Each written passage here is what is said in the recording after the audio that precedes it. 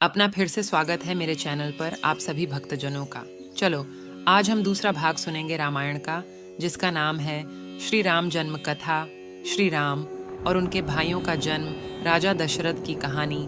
त्रेता युग में सूर्यवंश में राजा इक्ष्वाकु, दिलीप, भगीरथ, रघु और राजा हरिश्चंद्र जैसे प्रतापी राजाओं के बाद राजा दशरथ हुए। राजा दशरथ बड़े ही पराक्रमी और प्रतापी राजा थे। तीनों लोकों में उनकी कीर्ति विद्यमान थी।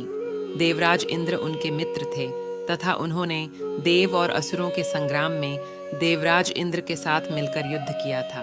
राजा दशरथ का साम्राज्य दिन दुगनी रात चौगुनी उन्नति पर था, लेकिन उन्हें केवल एक ही चिंता सताए जा रही थी कि उनके बाद उनके वंश का क्या होगा। राजा दशरथ की 3 पत्नियां थीं, जिनमें से सबसे बड़ी रानी कौशल्या थी, उनसे छोटी रानी केकई थी तथा सबसे छोटी रानी सुमित्रा थी। 3 पत्नियां होने के बावजूद राजा दशरथ की कोई पुत्र नहीं था जो उनके कुल को आगे बढ़ा सके, इसलिए उन्हें अपने कुल के अंत का डर सताए रहता था। इसी विषय में उन्होंने अपने कुल ऋषि से इस समस्या का समाधान पूछा। उनके कुल ऋषि ने बताया कि उन्हें पुत्र प्राप्त करने के लिए पुत्रेष्टि यज्ञ संपन्न करना होगा, जिसके फल स्वरूप उन्हें पुत्र की प्राप्ति अवश्य होगी। लेकिन उन्होंने इसके साथ ही यह शर्त भी रखी कि वह स्वयं पुत्रेष्टि यज्ञ नहीं करवा सकते। इस यज्ञ के लिए राजा दशरथ को स्वयं जाकर श्रृंग मुनि को प्रसन्न करना होगा। श्रृंग मुनि अथर्ववेद के पूर्ण ज्ञाता है तथा वह पुत्र कामेष्टि यज्ञ के विशेषज्ञ है। वही इस यज्ञ को संपन्न करवा सकते हैं। पुत्र कामेष्टि यज्ञ संपन्न होना। राजा दशरथ पैदल वन में श्रृंग मुनि के पास जाते हैं तथा उनसे आग्रह करते हैं कि संतान सुख के लिए व्याकुल है, कृपया करके मेरी समस्या का समाधान कीजिए। राजा दशरथ की सादगी तथा विनम्र आदर भाव के कारण श्रृंग मुनि प्रसन्न हुए और उन्होंने दशरथ का वचन दिया कि वह उनका पुत्र कामेष्टि यज्ञ करवाएंगे। उसके पश्चात शुभ मुहूर्त देखकर उन्होंने दशरथ का पुत्र कामेष्टि यज्ञ संपन्न करवाया।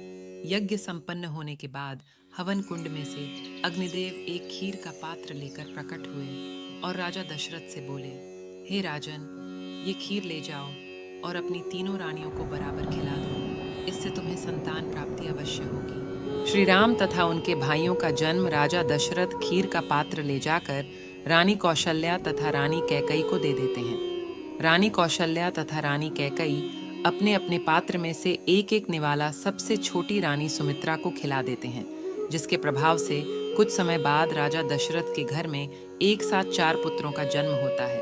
रानी कौशल्या सबसे बड़े पुत्र राम को जन्म देती है।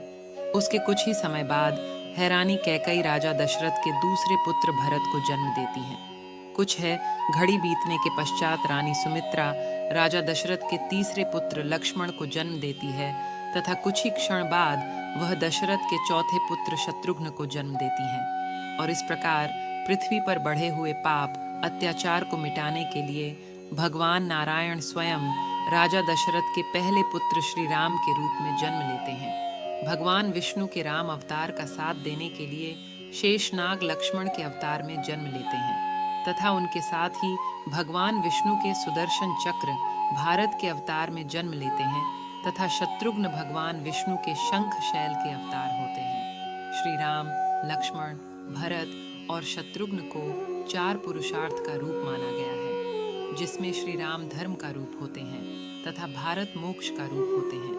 उसके साथ ही लक्ष्मण जी को काम का प्रतीक माना गया है तथा शत्रुघ्न जी को धन का रूप माना गया है। कहानी यहाँ समाप्त होती है। आपको ये रामायण कहानी सुनाना मेरा सौभाग्य रहा। अगली बार फिर मिलेंगे।